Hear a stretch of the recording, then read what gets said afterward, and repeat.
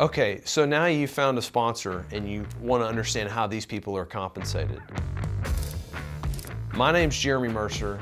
I'm the CEO of Matador Capital. In my career, I've brokered over 9 million square feet of commercial property with over 300 million in transaction volume. Last year, I purchased $35 million in assets, and this year, I'm on pace to purchase $100 million in assets, and I'm here to help you understand how to invest in commercial real estate. Okay, so how are these sponsors compensated? There's a variety of different ways, and each deal is different. So make sure that you understand all the different ways a sponsor is getting paid and how they're profiting off this deal. First thing that's very common is the sponsor will typically charge an acquisition fee. This is for all the work that they are going to have to do on the front end to purchase the property, to do all the inspections, to pay all the vendors, to find the deals, to essentially be a part of their lead generation also that finds these type of deals. Sponsors have staff. It takes people to do this work, and this is really just an operating cost. And this range is typically anywhere from 1% to 3%. So if you see anything above that, then it is getting a little out of hand, I would say.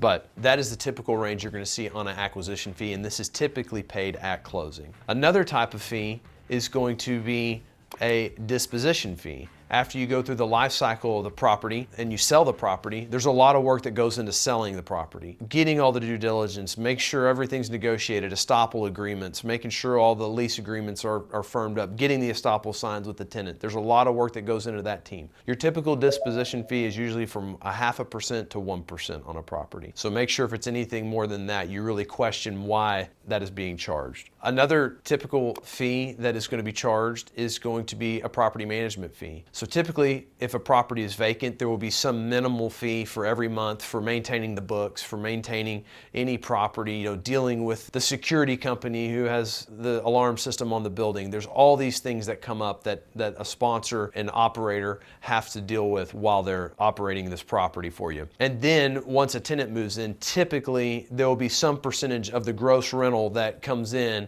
that is charged as a property management fee, and this should be baked into the tenant's rent, and the tenant should be paying this at that point. Additionally, could be refinancing fees. If the sponsor goes down the road and finds the opportunity to refinance the deal and make a lot of money for the investors, they typically should charge around 1% to do this. It's a lot of work. Imagine doing your taxes. That's about what getting a loan on a commercial real estate building is like. There's a lot involved, it takes a lot of time, and the fee should be justified in the rate that they're achieving for in the refinance of the property. They might be taking capital out and cashing everybody out on it as well. So it could be very beneficial for the owners, and the sponsor should be incentivized to do these things to make the best returns for the investors. And additionally, the sponsor should be reimbursed for any typical daily expenses that they have as they evaluate a property. When I operate a property that I put under contract, I pay for all the inspections up front myself, and at the end when we close, I get reimbursed. So any typical expenses like that should be reimbursed to the sponsor. Anything that makes sense with operating the property. My name's Jeremy Mercer. I'd love to speak with you more about commercial real estate. Get a hold of me, DM me, leave me a comment. I'd love to speak with you more about investing.